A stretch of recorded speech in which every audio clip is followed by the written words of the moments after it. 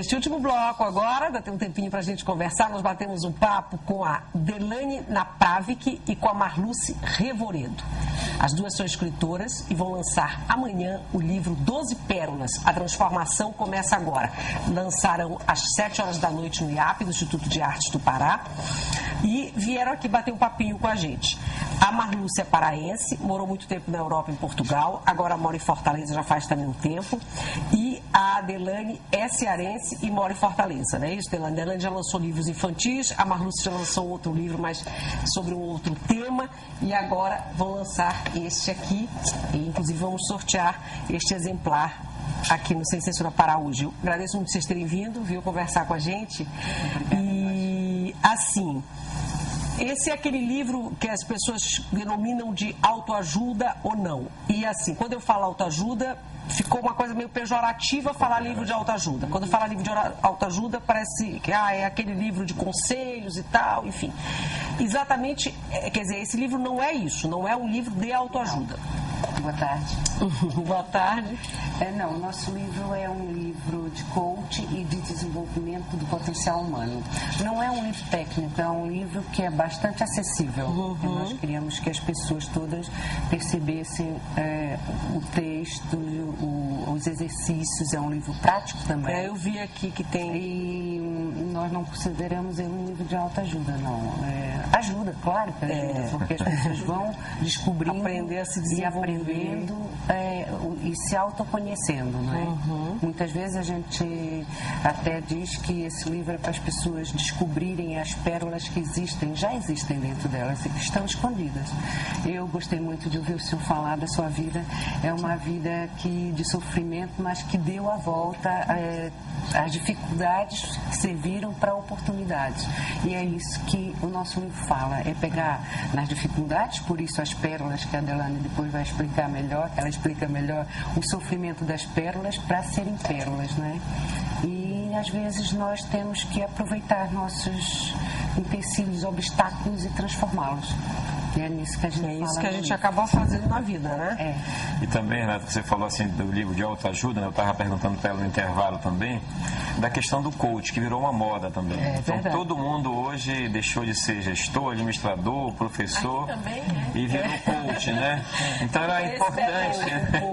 Então, é importante, né, que isso seja desmistificado no sentido de dizer o que é verdadeiramente um coach ou um master coach, né? Para que as pessoas pudessem entender um pouquinho. Porque vocês fazem esse trabalho de coach, né? Eu trabalho como coach hoje em dia. Desde que eu vim para o Brasil, comecei a fazer cursos e hoje em dia tenho um consultório com uma psicóloga, porque o coach tem uma parte de psicologia também. Então, nós temos um consultório onde eu tenho meus clientes, que são os meus coaches, e eu sou uma coach de life, de vida e de business, de trabalho. Mas o coach tem várias áreas, tem a área empresarial, tem a área até de casamento, talentos, tem vários tipos, tem para artistas, tem para esportistas, tem para vários. Na Europa é muito difundido já? Também, também. Começou nos Estados Unidos, né? E passou para a Inglaterra, depois para a Europa e está no mundo todinho. É uma novidade, ele é novo, começou nos anos 70. Eu acho que começou pela rapidez da nossa vida, pela necessidade que a gente tem de resolver muito rapidamente as coisas e que a terapia já era muito aborrecido, estar ali 8, 9 anos, ninguém tem mais tempo para estar 8, 9 anos e resolver um problema. Então o coach, ele vem pegar em várias partes da psicologia positiva também, da sociologia, da pedagogia, para esclarecer em 3, 4, 5 meses os problemas que as pessoas têm e dar incentivo para que elas continuem rapidamente a atingir os seus focos, né? Atingir as suas metas. A Delane é coach também. Trabalha. Coach, mas durante muito tempo eu trabalhei com educação. Eu sou psicopedagoga, né? Sou mestra em computação na área educacional. É tanto que esses livros, os 5 livros que eu escrevi antes, são livros infantis com programas em computador. Né? Então, assim, a questão do coach, para mim, surgiu por uma grande decisão na minha vida. Eu já passei por várias empresas, eu trabalhava na área administrativa, e eu resolvi, não é isso que eu quero fazer, vou mudar completamente. E essa mudança me fez buscar algum apoio, né? Não fui para psicologia e comecei a entrar a fazer curso de coach. O primeiro curso de coach eu conheci a Marluce. Desde esse dia a gente ficou muito amigas e a gente fez vários cursos juntas. E aí a ideia de lançar o livro foi exatamente dessa trajetória como coach. E também na área educacional, né? Porque é muito difícil educar hoje em dia. A gente educa é sempre uma tarefa difícil, árdua, em todos os tempos e nos nossos tempos atuais mais ainda, né? Renata, os valores estão muito confundidos. O mundo está muito complexo, né? Eu mundo era bem mais simples. Jovens e vejo um buraco muito grande dentro deles, porque eles não sabem o que é mais certo, o que é errado. Então há muita confusão e a pessoa acaba deixando de querer viver, de querer, não sei, então não vou, não sei, então não vou fazer. Então ficam apáticos perante a vida. E são muitas possibilidades, né?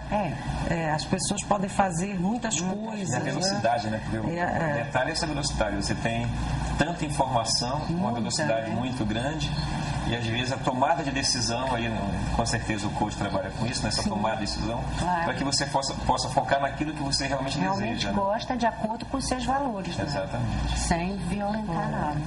Porque antes os papéis eram mais definidos, né? O homem faz isso, a mulher faz aquilo, a criança isso, a família assim e tal. Hoje em dia não, as possibilidades são imensas. Então acaba que as pessoas se perdem um pouquinho nesse mundo contemporâneo, né? Mas enfim, falando do livro, para a gente ir mais direto ao ponto, essas 12 pérolas, quais seriam elas, assim, para a gente entender como é que se divide? Bom, assim, a gente teve diante da história, né, de uma ostra que gerou pérolas, né?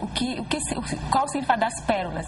Porque só uma ostra que se incomoda, que sofre, que passa por dificuldade, é que gira daquela areia que entrou uma pérola. Então, através do sofrimento é que nasce a pérola. Ela é revestida por nácar, então durante vários anos ela vai sendo revestida, ela vai como se ela fosse fortalecendo e ficando mais bela, né? Então, assim, foi uma história do secretário aí, que eu fiquei aqui um pouco calada ouvindo, mas que ela explica exatamente a proposta de 12 pérolas. 12, porque 12 é o número da transformação, é o número das fases da lua, né? Então a gente passa, são 12 meses no ano, são 12 horas mais 12, 24, então tem toda essa questão da transformação. E uma coisa que às vezes as pessoas, a transformação gera um pouco de medo, né? Eu tô aqui, né? Tô na minha zona de conforto, para que eu vou mudar, né? O que é diferente gera um medo.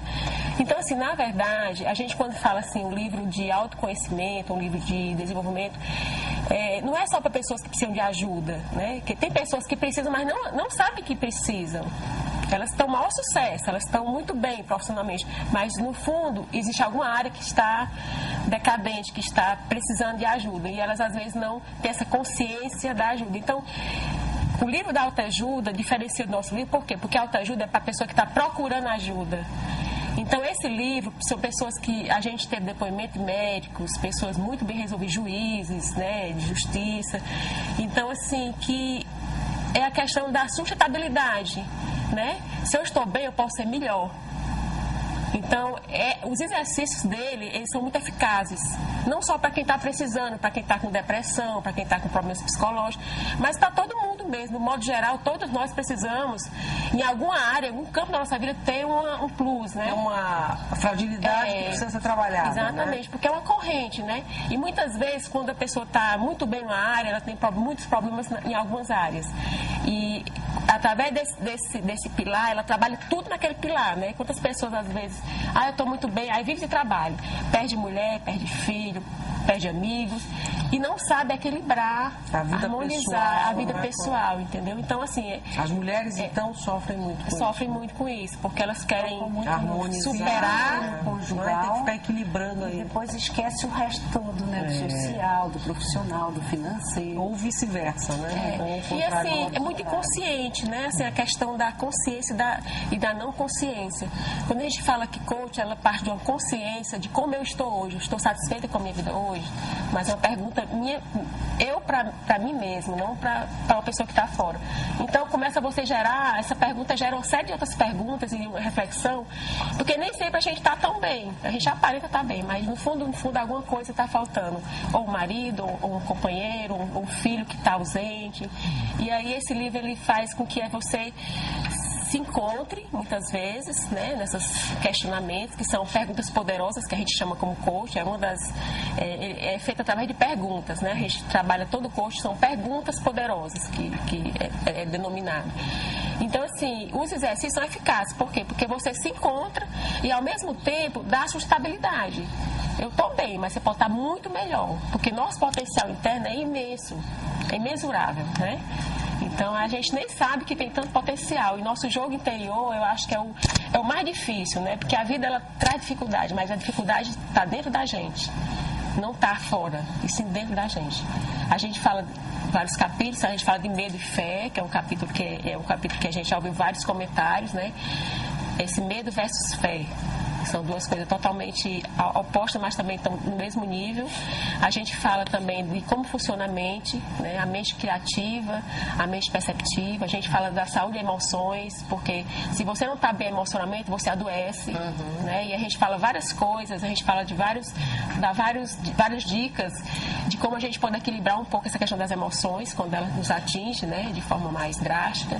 A gente fala de amor, de gratidão, de perdão, porque assim, a gratidão ela é muito eficiente quando você recebe as coisas e você é grata. Até tem um livro que fala, só é rico quem é grato. Então, se você reconhece que você está bem, você tem que ser muito grato por estar bem, né? Porque à sua volta tem muitas pessoas que não estão no seu estado. Então, a gratidão é uma ferramenta muito forte, é um recurso muito forte para as pessoas que estão realmente bem e querem continuar bem, né? Serem muito gratas. E a gente fala só um capítulo sobre gratidão. Falamos sobre perdão, sobre amor. E no final, o último capítulo, que são 12 capítulos, são 12 pérolas, que são afirmações positivas, que você tem um exercício sobre essas afirmações que você usa durante um ano todo, que é exatamente para dar sustentabilidade do potencial que existe. São os 12 meses também. São os 12 meses, É um livro para ser relido, sabe? Para ter ali na cabeceira, né? Com a experiência de vocês, quem é que é mais predisposto a mudar, a transformar a sua vida? O homem ou a mulher, ou isso indistintamente? Porque quando se fala em mudar a vida, se diz, eu mudei a minha vida, disse, não quero isso, vou fazer outra coisa. É difícil fazer isso, não é fácil. Parece fácil, mas é dificílimo. Você zerar aqui e dizer, eu vou partir para uma outra história, seja na vida pessoal, na vida profissional, não é nada fácil. E assim, o que vocês percebem? Quem é mais predisposto, quem tem mais essa coragem, porque é uma coragem, né, de fazer isso, seja lá outra palavra que seja, mas de certa forma, não tem homem ou mulher. Eu acho que depende da maneira de ser das pessoas, depende da dificuldade que elas passam, depende também muito do caráter, né, da pessoa. Por exemplo, eu disse, tem a ver com idade, por exemplo, ou não? Não, ele começou aos 5 anos, a vida dele, por exemplo, foi uma vida sofrida, mas ele viu aquilo tudo como uma oportunidade, com amor, com perdão. Ele falou de tudo que a gente fala no livro, ele falou de amor, de perdão, de gratidão. Então está nele, está também numa educação de um povo, né? O povo japonês é um povo... Eu acho que vem muito do pai e da mãe, né? Porque quando a gente tem um pai ou uma mãe que são fortes, que estão ali, que já passaram por muita dificuldade, então a gente traz um pouco essa bagagem, né? Que a Mas gente essa dificuldade que a Renata está falando é justamente isso, né? Que às vezes você passa por tanto sofrimento e às vezes você quer dar para o filho aquilo que você não teve. Aí, porque é muito complicado, nem sempre falo, né? Educar uma pessoa, uma criança é difícil em função disso, porque você não sabe se você acaba usando o rigor ou se você acaba sendo muito permissivo também. Então é esse limite que é muito difícil. Eu falo também disso, mas eu falo de uma coisa mais prática mesmo da vida. Eu falo assim, a pessoa que está, por exemplo, eu estou infeliz com o meu trabalho, estou infeliz com o meu relacionamento, eu não quero mais isso para a minha vida e eu quero mudar. Isso é que eu digo que é difícil fazer e assim... Que instrumentos a pessoa tem que lançar mão para fazer esse tipo de coisa, entendeu? Às vezes uma pergunta faz toda a diferença. Porque isso é difícil, não é fácil, não. Você tem que ter uma série de recursos, né? Uma pergunta, ela desbloqueia todo esse seu estado de zona de conforto, né? Eu sei que eu quero, mas eu não saio do local. Então, o coach, ele trabalha com perguntas. E assim, a gente estuda muitas perguntas, né, para aplicar, e às vezes uma pergunta a pessoa... A pergunta fundamental qual é? Tem uma pergunta fundamental que a gente deve fazer? Nós vamos conhecendo as pessoas, vamos trabalhando com elas, né? Nós vamos fazendo perguntas, são sessões que temos semanalmente. Então, a gente vai fazer com que a pessoa vá aonde ela está se autossabotando. E da onde vem aquela autossabotagem. Porque a gente faz muito isso, né? Acaba se autossabotando, né? Mesmo a gente, que a gente estuda tanto, os psicólogos que eu converso muito, nós temos problemas, mas temos já ferramentas para ir nos reestruturando, né? Então é isso que a gente dá aos clientes, aos coaches, essa reestruturação de vida. É ele se perceber aonde é que foi, como é que foi, por quê. E aí também nessa descoberta, o perdão, né? Porque não adianta ficar parado na vida numa atitude de raiva, de ódio, de rancor, de mágoa, quando não adianta para ninguém, só para ele que ele está ferindo. Né? O perdão, como a gente fala no livro, não é para o outro, é para nós. É uma liberdade do nosso coração, da nossa cabeça. Complicado. Não é fácil. Não é complicado, é fácil. Você tem um outro livro que você lançou já faz um tempo, mas disse que lançou quando você morava em Portugal. Aí você fala da tua vida um pouquinho, é uma outra história. Foi um problema que aconteceu na minha vida pessoal em Portugal, com a minha família. E aí você resolveu falar disso. Eu escrevi um livro lá junto com um jornalista de investigação. Esse livro foi muito bem vendido em Portugal, graças a Deus. Ainda algumas vezes, porque pronto, as coisas continuam acontecendo lá. Na minha vida, como eu estava dizendo ainda agora, eu sou uma luso-brasileira, né? Eu fui muito cedo. Você ficou com sotaque bem misturado, agora ficou bonito.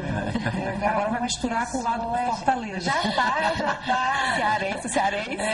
Uma coisa portuguesa de Portugal, brasileira.